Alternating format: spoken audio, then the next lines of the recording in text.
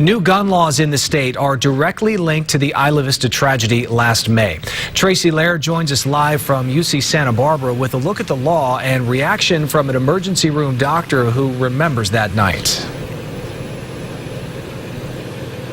Scott, I'm here at the entrance to UCSB, and people at the university are still mourning the loss of 6 UCSB students. The killer did not go to school here, and supporters of these new laws think the laws will help prevent a similar tragedy.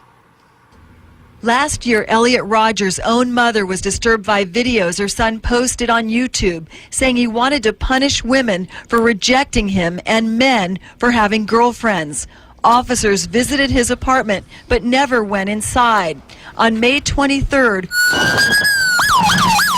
Roger went on a killing spree in Isla Vista that left 6 dead and 13 injured.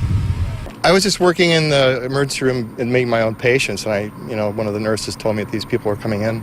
And I was surprised to see how many of them there were and how young they were, and they looked very innocent.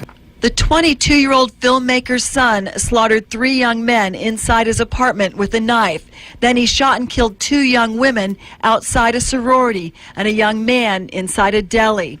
Under new state laws, family members can now ask for a restraining order that bars a person believed to be a public risk from possessing firearms for 3 weeks. And law enforcement agencies can develop policies for officers to check a state database on gun ownership while investigating someone considered dangerous.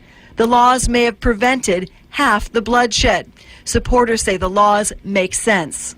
People are able to act out their emotions with a deadly weapon, and at some point you have to consider the rights of the people who lose their lives. We need to protect the people that are protecting us, like the officers. I think that it's important for them to know what they're getting themselves into, but also, like, if we're worried about our loved ones and they're having crisis, like, to be like, hey, they're feeling suicidal or whatever, we need to protect them also. When police closed in, they say Roger took his own life.